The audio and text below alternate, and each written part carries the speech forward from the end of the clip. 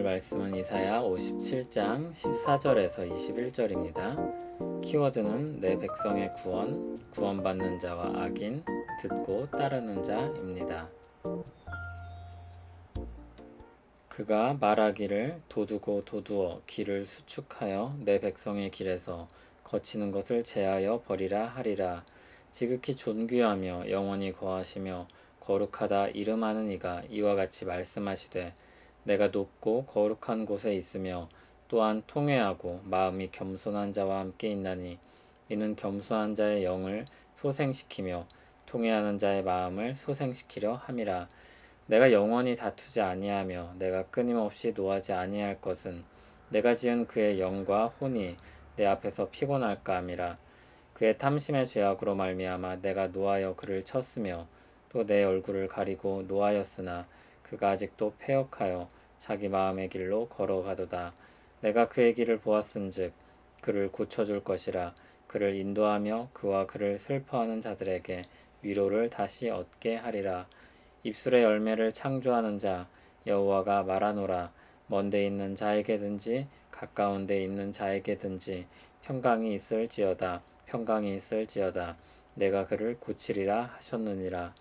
그러나 악인은 평온함을 얻지 못하고 그물이 진흙과 더러운 것을 늘 솟구쳐내는 요동하는 바다와 같으니라. 내 하나님의 말씀에 악인에게는 평강이 없다 하셨느니라. 아멘.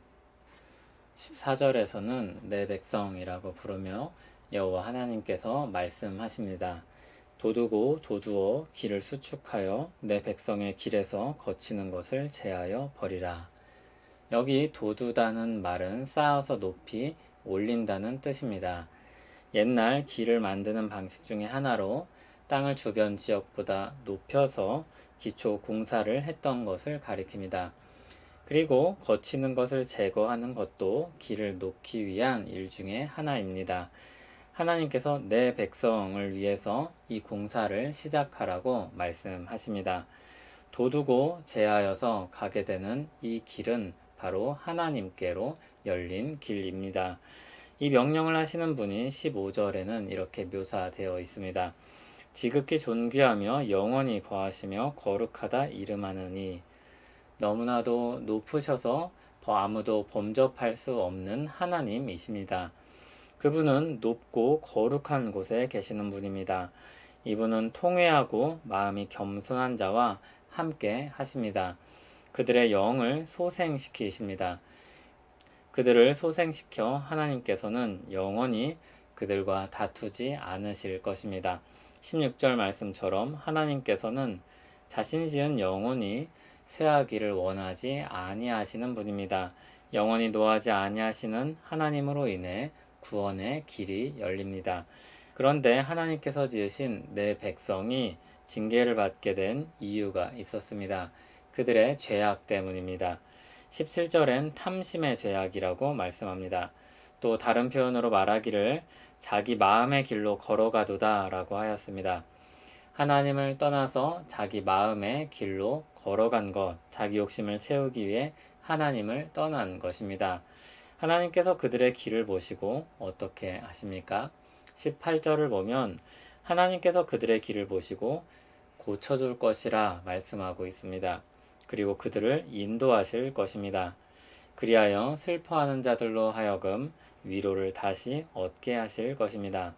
하나님께서 보신 길이 비록 죄악으로 인해 자기 마음을 채우는 탐심으로 가득했지만 하나님께서 그들을 고치실 마음을 가지고 계십니다. 하나님께서 이렇게 주도적으로 구원 역사를 이루어 가실 뜻을 품고 계십니다. 19절을 보면 이 하나님을 가리켜 입술의 열매를 창조하는 자라고 말씀합니다. 감사와 찬송을 부르게 하시는 하나님이십니다. 이분은 멀든지 가깝든지 하나님의 손이 어디든지 닿을 수 있기 때문에 돌아오는 자를 누구나 고치실 것입니다. 하나님께서는 어디서든 사람들의 속내를 다 아시며 살피십니다. 여호와께서는 높이 계셔도 낮은 자를 굽어 살피시며 멀리서도 교만한 자를 아심이니이다. 하나님은 이렇게 사람들의 마음을 아시고 또 그들을 고치실 마음을 품고 있기 때문에 진노 아래 있던 자들을 향해서 이렇게 선언하실 수 있습니다. 평강이 있을지어다, 평강이 있을지어다. 하지만 그런 가운데도 평온함을 얻지 못하고 요동하는 바다와 같은 사람들도 있습니다. 20절, 21절에 나오는 악인입니다. 그들은 이렇게 묘사되고 있습니다. 20절을 보면 물이 진흙과 더러운 것을 늘 솟구쳐내는 요동하는 바다와 같다고 합니다. 물을 휘저어보면 흙이 뒤엉켜서 뿌옇게 됩니다. 그렇게 앞을 볼 수가 없는 그런 상태가 바로 악인의 상태와 같습니다. 또 휘저은 그 손으로 인해서 파도가 치고 그로 인해 요동하게 됩니다. 21절에는 하나님께서 이렇게 선언하십니다. 악인에게는 평강이 없다. 하나님 앞에 악인은 평강이 없는 존재입니다. 이런 의문이 들 수 있습니다. 앞에서는 하나님께서 고칠 백성에 대해 말씀하셨는데 뒤에서는 평강이 없는 악인에 대해 말씀하십니다. 죄악으로 하나님의 진노를 받게 되는 백성들과 하나님께 평강을 얻지 못하는 악인은 어떤 차이가 있을까요? 왜 고치는 백성이 있고 여전히 멸망을 향해 가는 사람들이 있습니까? 고침받는 사람들과 악인으로 불리는 사람, 이 둘의 차이는 무엇입니까? 하나님께서 죄를 깨닫게 하시고 길을 열어주실 때 통회하고 겸손히 나아오는 사람이 있습니다. 한편 그럼에도 끝까지 돌이키지 않는 사람들이 있습니다. 그들이 바로 악인입니다. 하나님께서 주신 복음에는 회개의 선포가 들어 있습니다. 예수님께서 애통하는 자는 복이 있으며 그들이 위로를 받을 것이라고 하셨습니다. 그리고 구원의 은혜가 그들에게 주어집니다. 하나님께서 그들의 죄악을 보여주셔서 자신의 죄악을 보며 그것을 스스로 해결할 수 없음을 깨닫고 통회하며 겸손히 나오는 사람들을 하나님께서 구원하십니다. 여호와는 마음이 상한 자를 가까이 하시고 충심으로 통회하는 자를 구원하시는도다. 마음이 상한 자, 충심으로 통회하는 자, 이들에게 하나님의 구원의 길이 열립니다. 양은 자기 목자의 음성을 듣고 따라갑니다. 그것을 보고 양의 실체가 무엇인지 확인될 것입니다. 처음엔 똑같아 보일 것입니다. 구분이 잘 되지 않을 것입니다.